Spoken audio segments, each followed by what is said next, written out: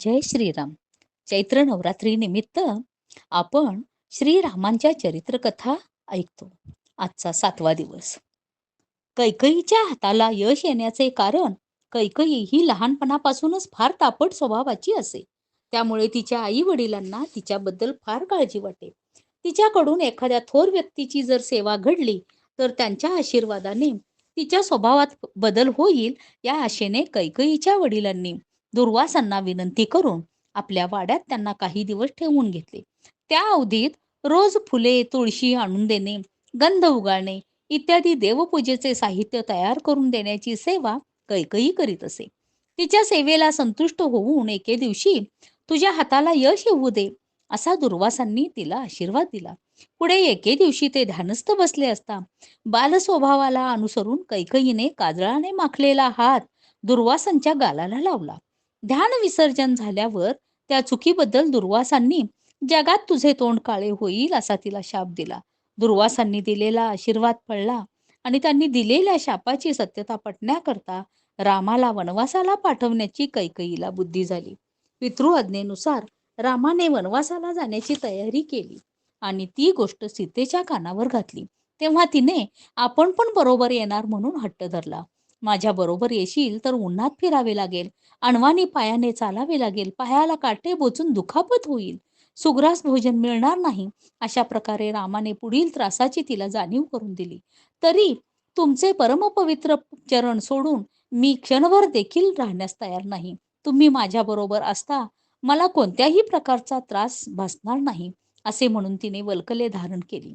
त्यावर राम, लक्ष्मण, सीता असे तिघेजण निरोप घेण्यासाठी प्रथम कैकेयीच्या महालात गेले. तिला वंदन करून तिचा निरोप घेतला.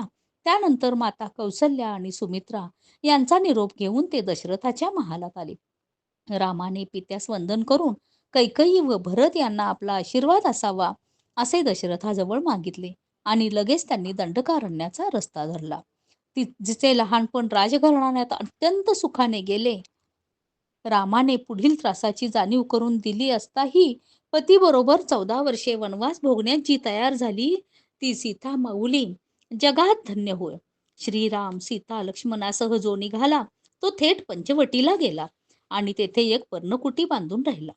पंचवटीला कोणी एक रूपवती स्त्री आणि दोघे पुरुष येऊन राहिले आहेत अशी बातमी लागल्यावरून त्या स्त्रीला पळवून आणावे असा विचार रावणाच्या मनात घोळू लागला. एके दिवशी रावणाने आपली बहीण जी शूर्पणखा तिला बोलावून तू पंचवटीला जा आणि त्या स्त्रीजवळ असलेल्या पुरुषांना हरतऱ्हेने प्रयत्न करून मोहित कर, म्हणजे ती स्त्री सहजच माझ्या ताब्यात येईल असे सांगितले. दुसऱ्या दिवशी राम, लक्ष्मण कंदमुळे आणण्याकरता गेलेले पाहून शूर्पणखेने सुंदर रूप धारण केले आणि रामाजवळ जाऊन ती अनेक प्रकारे चेष्टा करू लागली. बराच वेळ रामाने तिच्याकडे लक्ष दिले नाही. तिचे तेथून हलण्याचे चिन्ह दिसेना म्हणून शेवटी राम म्हणाला, माझे लग्न झाले असून मी एकपत्नीव्रत धारण केले आहे. करिता तो पहा माझा बंधू लक्ष्मण फळे तोडीत आहे, त्याच्याकडे जा. त्यावर ती तेथून परतली. इतक्यात लक्ष्मणाने रामाकडे पाहिले. तोच तिचे नाक कापून टाक असे रामाने त्यास खुनेने सांगितले. त्याप्रमाणे लक्ष्मणाने करताच शूर्पणखा शंखवाद्य करीत घरी परतली. तिचा तो विद्रूप चेहरा पाहताच इतका सामर्थ्यवान पुरुष कोण असेल याबद्दल रावण विचारात पडला. तेव्हा जेव्हा भरते बहिणीकडून त्याला ते दशरथ पुत्र राम आणि लक्ष्मण असल्याचे समजले, तेव्हा ज्याने माझ्या छातीवरचे धनुष्य काढून घेतले आणि सीतेशी लग्न लावून माझ्या आशेचा भंग केला तोच हा राम आहे. तेव्हा मेलो तरी बेहत्तर, पण त्या सीतेला पळवून आणल्याशिवाय राहणार नाही असे म्हणून त्याने भूमीवर जोरात पाय आपटला.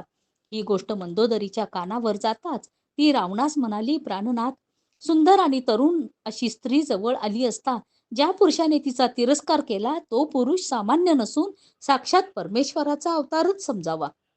करिता त्याच्याशी वैर करून आपण आपल्यावर संकट ओढवून घेण्यापेक्षा मनातले हे दुष्ट विचार साफ काढून टाका. परस्त्रीची अभिलाषा करून कोण आजवर टिकला आहे? माझी आपल्या पुढे हात जोडून एकच विनंती आहे की आपण रामाचा बिलकुल द्वेष करू नये. आपण खरोखर सुज्ञ आहात, महापराक्रमी आहात, आपल्या अंगी अलोट सामर्थ्यही आहे. पण परस्त्रीची अभिलाषा केली असता पुण्याचा नाश होतो या गोष्टीचे आपल्याला सध्या विस्मरण झाले आहे.